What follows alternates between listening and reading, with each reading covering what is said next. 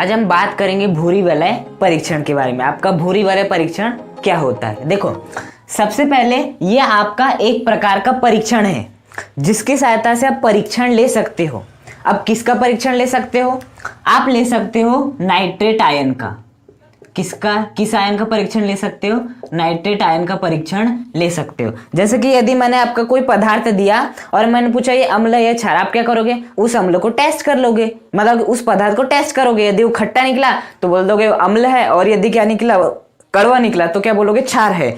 वैसे ही आपको कोई पदार्थ दिया गया और आपसे पूछा गया कि बताओ उसमें नाइट्रेट आयन उपस्थित है अथवा नहीं है, तो आप किस प्रकार से बताओगे? तो उसके लिए आपको क्या करना पड़ेगा? एक परीक्षण करना पड़ेगा। उस परीक्षण को क्या कहते हैं? आपका भूरी वलय परीक्षण कहते हैं।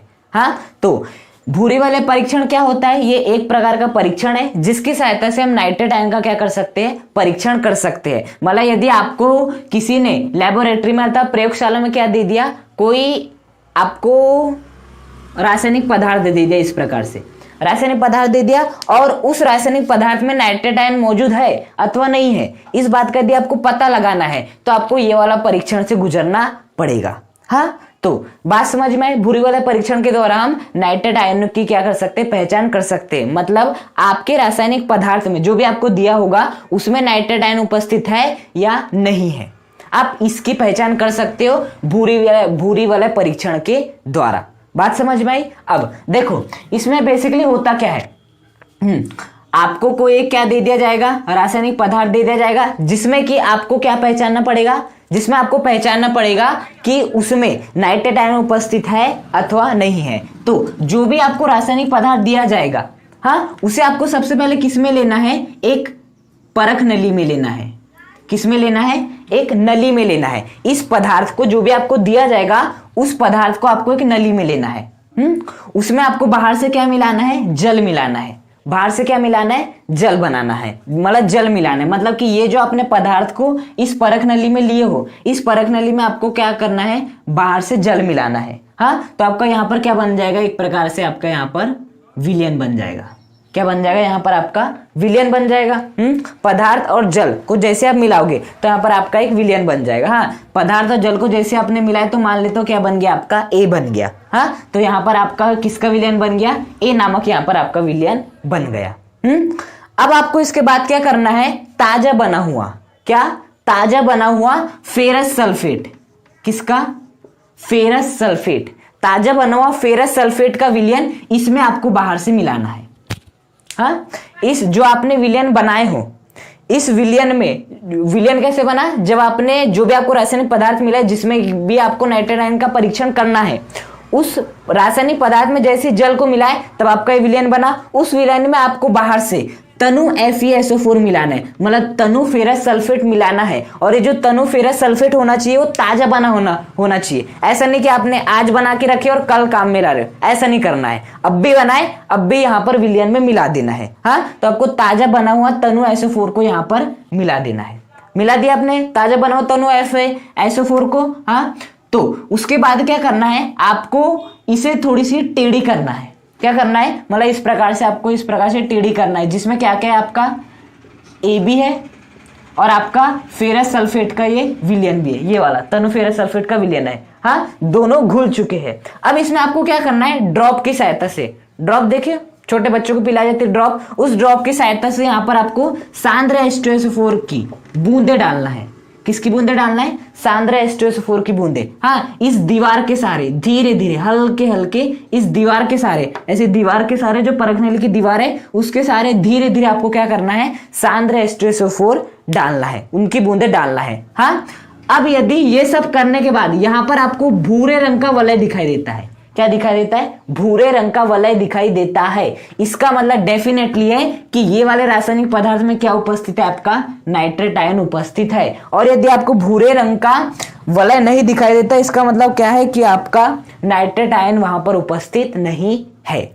तो बात आई समझ में? भूरी वलय परीक्षण क्या होता है? भूरी वलय परीक्षण की सहायता से नाइट्रेट आयन की पहचान कर सकते हो। आपके जो भी रासायनिक पदार्थ दिया है उसमें नाइट्रेट आयन उपस्थित है अथवा नहीं है। हाँ, अबे भूरी वलय परीक्षण में होता क्या है? हमें सबसे पहले परख नली लेनी रहती है। उस परख नली में जो भी हमें रासायनिक पदार्थ दिया है उसे लेना रहता है।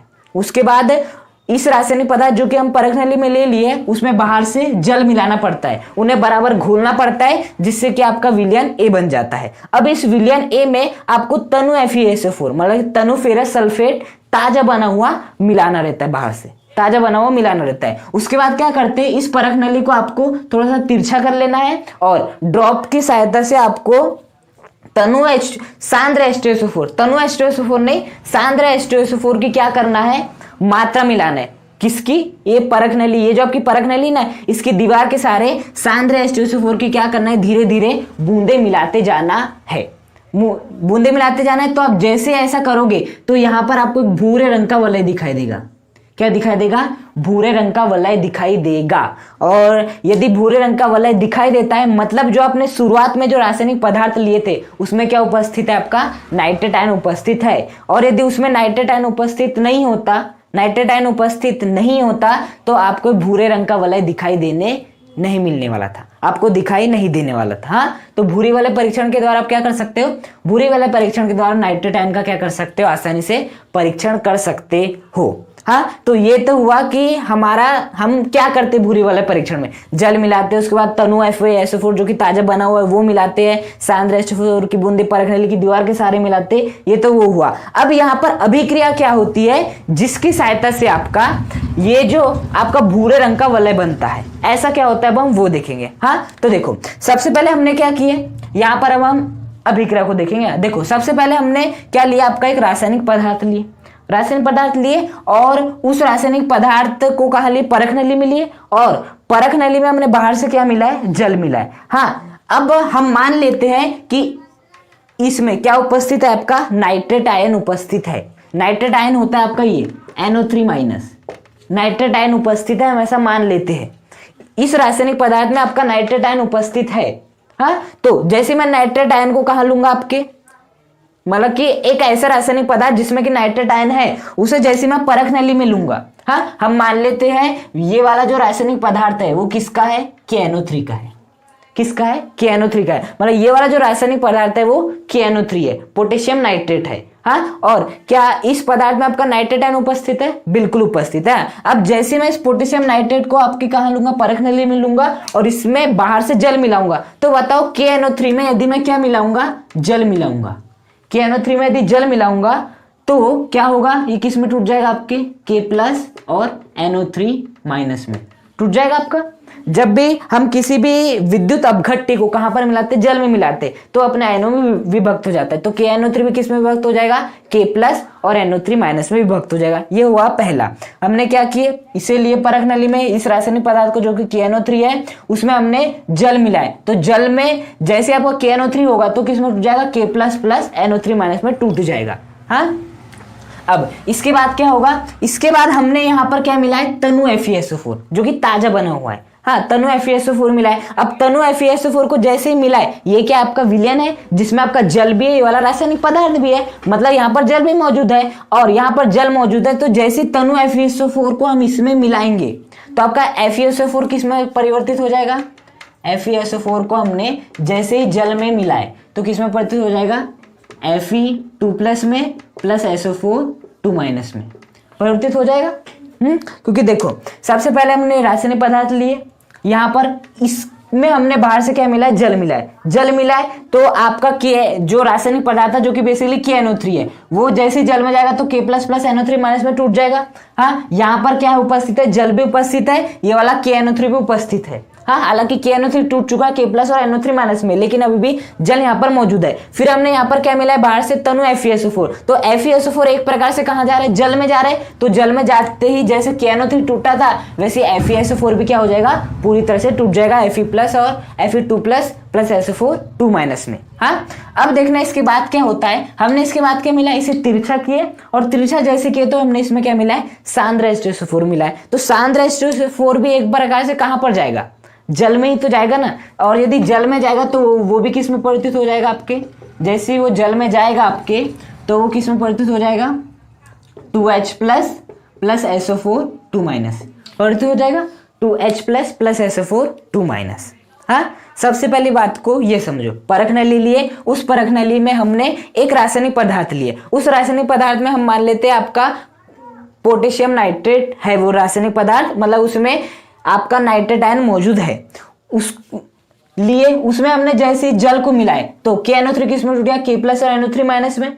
अब टूट चुका है लेकिन अभी भी जल मौजूद है। फिर इसमें मैंने FeSO4 को बाहर से मिलाया तो FeSO4 भी Fe2 प्लस और SO4 माइनस में टूट गया, आयन फिर से विभक्त हो गए लेकिन अभी भी जल आपका बचा हुआ है। फिर से मैंने बाहर से सांद्र H4 को ड्रॉपर की सहायता से मिलाया तो सांद्र H2SO4 2H plus plus SO4 minus में टूट गया।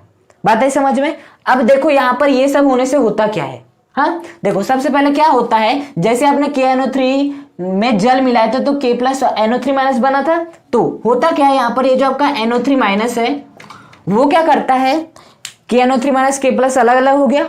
अब हमने बाहर से क्या मिला है, तनु FeSO4 मिला, ये किस में टूटा है, Fe2 प्लस SO4 माइनस में टूटा। तो ये जो Fe2 प्लस है वो इस NO3 माइनस से क्या कर लेता है, अभिक्रिया कर लेता है।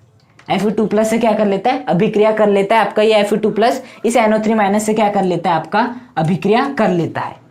और अभिक्रिया करने के पश्चात क्या बनाता है आपका, तो आपको याद होना वो बनाता है नाइट्रिक ऑक्साइड। क्या बनाता है, नाइट्रिक ऑक्साइड बनाता है। साथ ही साथ ये जो आपका Fe2 प्लस है ये किस में परिवर्तित हो जाता है, आपके Fe3 प्लस में परिवर्तित हो जाता है। हाँ Fe3 प्लस में परिवर्तित हो जाता है। साथ ही साथ यहाँ पर क्या होता है, यहाँ तो जल पहले से मौजूद था तो यहाँ पर क्या बन जाता है, आपका H2O भी बन जाता है। क्या बन जाता है, H2 भी बन जाता है। तो बात समझ में आई, ये जो आपका NO3 माइनस था उसने इस Fe2 प्लस से अभिक्रिया करके क्या बना लिया, आपका NO plus Fe3 plus plus आपका H2O बना लिया। हाँ बना लिया H2। अब यदि संतुलित करने की बात करने आएगी तो हम किस प्रकार से कर सकते हैं, आपका इसे ले लो आप, दो ले लो इससे। आपकी देखो एक नाइट्रोजन है, आपकी दो क्या हो गई, ऑक्सीजन हो गई, ये तीसरी भी क्या हो गई, आपकी ऑक्सीजन हो गई। यहाँ पर 3 ऑक्सीजन है, ये पहली ऑक्सीजन और ये 2 ऑक्सीजन, 3 ऑक्सीजन, यहाँ पर ये 3 ऑक्सीजन है, एक नाइट्रोजन, एक Fe, दूसरा Fe आ गया। अब यहाँ पर लेकिन देखो कितनी हाइड्रोजन है, 4 हाइड्रोजन है, 4 हाइड्रोजन है। तो यहाँ पर हमें क्या लेना पड़ेगा, 4H प्लस लेना पड़ेगा। क्या लेना पड़ेगा, यहाँ पर हमें 4H प्लस लेना पड़ेगा। क्या लेना पड़ेगा, 4H प्लस लेना पड़ेगा। तो ये अभिक्रिया आपको लिखनी पड़ेगी। हाँ जब भी बुरी वाला परीक्षण आएगा तो आपको ये अभिक्रिया सबसे पहले लिखनी पड़ेगी। देखो साथ ही साथ ये जो यदि ऑक्सीकरण अवस्था को आपको सुधारना है तो अब इसके सामने 3 लिख लो, इसके सामने क्या लिख लो, 2 लिख लो। हाँ ये भी बराबर हो जाएगा आपका। अब देखो ये जो आपका क्या बना है, यहाँ पर आपका नाइट्रिक ऑक्साइड बना है। ये जो आपका नाइट्रिक ऑक्साइड बना है ये आपका बहुत काम का है। हाँ उसके पहले देखो यहाँ पर होता क्या है, यहाँ पर आपका जो आपका Fe2 प्लस है, ये जो आपका Fe2 प्लस है वो पूरे के पूरे नाइट्रेट आयन से अभिक्रिया नहीं करता। ये जो आपका Fe2 प्लस है पूरे के पूरे नाइट्रेट आयन से अभिक्रिया नहीं करता, वो ये वाला जो कुछ Fe2 प्लस रहता है वो कुछ जल से भी अभिक्रिया कर लेता है। किससे अभिक्रिया कर लेता है, जल से भी। तो ये जो आपका Fe2 प्लस है जब वो किससे अभिक्रिया करता है, जल से अभिक्रिया करता है तो वो क्या बनाता है, आपका FeH2O6 2 प्लस बनाता है। क्या बनाता है, FeH2O6 2 प्लस आपका बनाता है। हाँ अब जैसे आपका ये बन गया, क्या बन गया आपका FeH2O6 2 प्लस बन गया आपका। ये किससे अभिक्रिया कर लेता है, नाइट्रिक ऑक्साइड से अभिक्रिया कर लेता है नाइट्रिक ऑक्साइड से अभिक्रिया। और नाइट्रिक ऑक्साइड से अभिक्रिया करके क्या बनाता है, FeH2O5 और यहाँ पर आपका NO का निर्माण करता है। किसका निर्माण करता है, यहाँ पर वो NO का निर्माण करता है। साथ ही साथ यहाँ पर एक जल का अणु भी बाहर आपका निकलता है। हाँ तो ये सब कुछ होता है। तो जो आपको भूरा रंग का जो वलय दिखने वाला है ना, वो ये है आपका FeH2O5NO। ये है आपका क्या, वो जो भूरे रंग का वलय आपको दिखने वाला है ये होता है आपका, इसे आप लिख सकते हो भूरा वलय। हाँ तो बात समझ में आए क्या होता है, किस प्रकार से अभिक्रिया होती है। भूरा वाले जो भूरी वाले परीक्षण होता है वो होता है नाइट्रेट आयन को पहचानने के लिए। किसके लिए, नाइट्रेट आयन को पहचानने के लिए कि आपके रासायनिक पदार्थ में नाइट्रेट आयन उपस्थित है। यदि होगा तो भूरा वलय बनेगा और यदि नहीं होगा तो भूरा वलय नहीं बनेगा। हाँ अब हम एक बार के लिए मान लेते कि आपके रासायनिक पदार्थ में क्या उपस्थित है, आपका नाइट्रेट आयन उपस्थित है। तो हमने वो रासायनिक पदार्थ क्या ले लिए, KNO3। अब KNO3 को सबसे पहले हमने परख नली में लिए, उसमें बाहर से जल मिलाए। अब जैसे हम बाहर से जल मिलाएंगे तो KNO3 K plus NO3 minus में टूट जाएगा। अब फिर हमने इसके बाद क्या करे, ताजा बना हुआ तनु FeSO4 लिए। क्या लिए, ताजा बना हुआ तनु FeSO4 लिए, उसे हमने फिर इसमें मिलाए। इसमें मिलाए तो किसमें टूट गया, Fe2+ और SO4 2- में। अब क्या हुआ, जैसे Fe2+ को NO3- दिखा तो इस Fe2+ ने NO3- के साथ अभिक्रिया किया और नाइट्रिक ऑक्साइड बना लिया। क्या बना लिया, नाइट्रिक ऑक्साइड बना लिया। और आपका जो Fe2+ था उस वो किसमें परिवर्तित हो गया, Fe3+ में। एक बात गौर करना, Fe2+ से Fe3+ हो रहा है। हाँ, ऑक्सीकरण अवस्था में वृद्धि हो रही है, मतलब Fe2+ का क्या हुआ है, ऑक्सीकरण हुआ है। Fe2+ का क्या हुआ है, यहाँ पर ऑक्सीकरण हुआ है। और यहाँ पर आपको जल का अणु भी देखने मिलता है, इसलिए यहाँ पर हम 4H+ कर देते हैं। आपका इतना बन चुका है नाइट्रिक ऑक्साइड Fe3+, ये आपका बन चुका है। इतनी बात आई समझ में। अब इसके बाद क्या होता है आपका, ये जो है ऐसा नहीं है कि आपका पूरा का पूरा Fe2+ इस पूरे के पूरे NO3- के साथ अभिक्रिया कर लेता है। कुछ ही Fe2+ कुछ ही NO3- के साथ अभिक्रिया करता है, और बाकी का जो Fe2+ बच जाता है वो कर लेता है H2 के साथ अभिक्रिया, जो कि यहाँ पर आपका बनता है Fe2+। पूरा का पूरा Fe2+ इस NO3- के साथ अभिक्रिया नहीं करता। हाँ, कुछ Fe2+ H2 के साथ अभिक्रिया कर लेता है यहाँ के, और क्या बना लेता है आपका FeH2O6 2+ बना लेता है।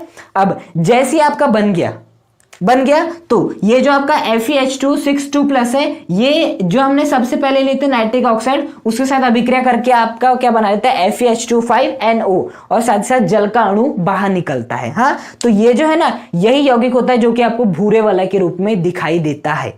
यही यौगिक है जो कि आपको भूरे रंग के वलय के रूप में दिखाई देता है। अब आप सोचोगे H2SO4 का क्या काम था, मिलाने का फायदा क्या, वो तो कुछ काम ही नहीं आया। तो देखो क्या होता है, ये आपका क्या क्या बना है, FeH2O5 और ये आपका NO बना है ना, इसके ऊपर +2 का चार्ज रहता है। कितना रहता है, +2 का चार्ज रहता है। हाँ, तो इस +2 के चार्ज से जो आपका SO4 2- है, वो चाहे तो आके ऐसा जुड़ सकता है, वो चाहे तो आकर जुड़ सकता है। जोड़ना है तो जुड़ जाएगा, नहीं तो कोई बात नहीं। हाँ, क्योंकि प्लस की ओर कौन आकर्षित होगा, माइनस ही तो आकर्षित होगा। ये 2+ की ओर 2- आकर्षित होगा, SO4 2- जुड़ जाएगा। तो ये जो आपको यौगिक देखने मिलता है, यही क्या होता है, आपका भूरे रंग का वलय होता है। क्या होता है, भूरे रंग का वलय होता है। अब कुछ ये होता है आपका भूरी वलय परीक्षण, क्यों किया जाता है, कैसे किया जाता है, और अभिक्रिया क्या होती है। हाँ, अब हमें देखना है बेसिकली यहां पर कुछ स्पेशल बातें। ये जो आपका भूरा वलय दिख रहा है, इसमें याद रखना है, ये जो आपका Fe है, इसकी भी ऑक्सीकरण अवस्था कितनी होती है, +1 होती है। और ये जो आपका NO है, इसकी भी ऑक्सीकरण अवस्था कितनी होती है, +1 होती है। क्या होती है, +1 होती है।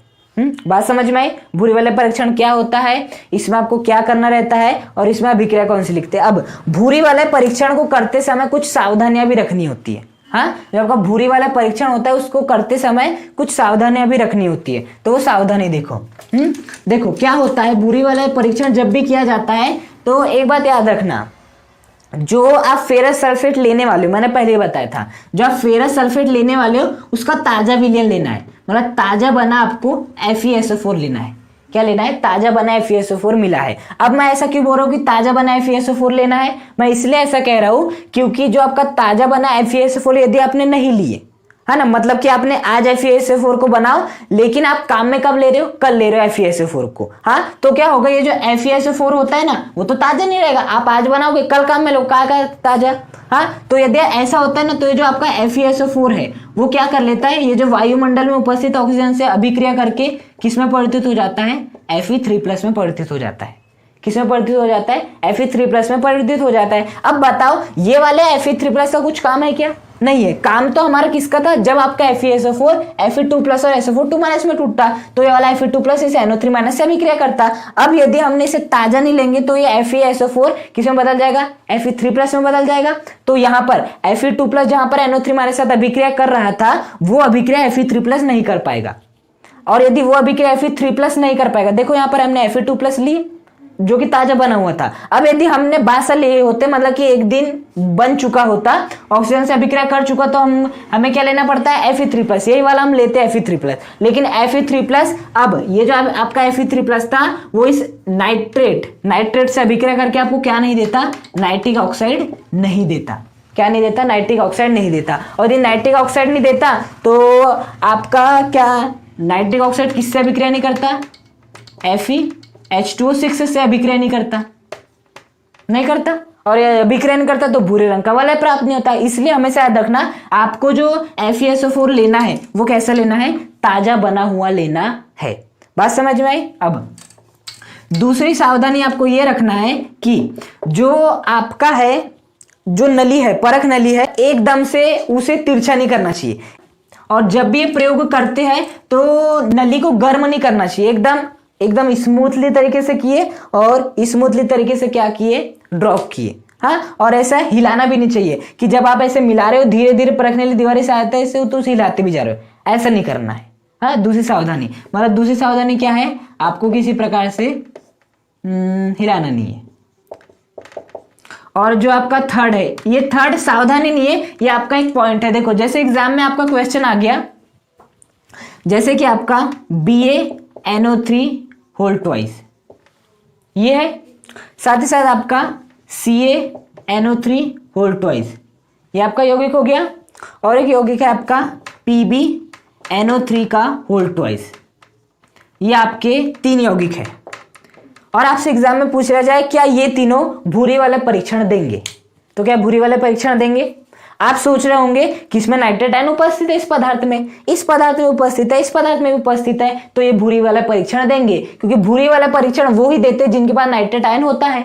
जैसे कि आप एक अम्ल का यदि स्वाद ले रहे हो, स्वाद लोगे, खट्टा लगेगा मतलब वो अम्ल है। अब यदि वो खट्टा मतलब वो खट्टा ही लगेगा तो उसे अम्ल बोलोगे आप, नहीं। तो मतलब कहीं ना कहीं हम इस विधि का उपयोग किस लिए कर रहे हैं, नाइट्रेट आयन के परीक्षण के लिए कर रहे हैं। मतलब आपके रासायनिक पदार्थ में पहले से नाइट्रेट आयन उपस्थित है, तो ये 3 उन्हीं के उदाहरण है। इसमें भी देखो NO3 है, इसमें भी NO3 है, इसमें भी NO3 है। मतलब ये तीनों क्या देना चाहिए, भूरी वाला परीक्षण देना चाहिए।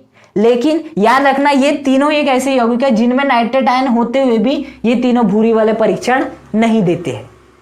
हाँ, ये तीनों भूरी वाले परीक्षण नहीं देते हैं।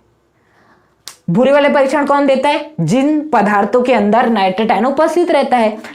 PbNO3 होल ट्वाइस में भी नाइट्रेट आयन उपस्थित है, BaNO3 होल ट्वाइस में भी नाइट्रेट आयन उपस्थित है, CaNO3 के होल ट्वाइस में भी नाइट्रेट आयन उपस्थित है। नाइट्रेट आयन है इन्हें क्या, NO3, इन तीनों में उपस्थित है। यदि इन तीनों में उपस्थित है तो इन्हें क्या देना चाहिए, भूरी वाले परीक्षण देना चाहिए। लेकिन ये लोग भूरी वाले परीक्षण नहीं देते हैं। हाँ, ये लोग कुछ और ही अभिक्रिया कर लेते हैं, जो करना चाहिए वो नहीं करते। हाँ, तो आपको 2 चीज है कि ताजा बना FeSO4 का विलयन लेना है, ज्यादा हिलाना डुलाना नहीं है। और एक नोट पॉइंट है, ये लोग नाइट्रेट आयन उसमें होते हुए भी ये लोग भूरी वाला परीक्षण नहीं देते हैं।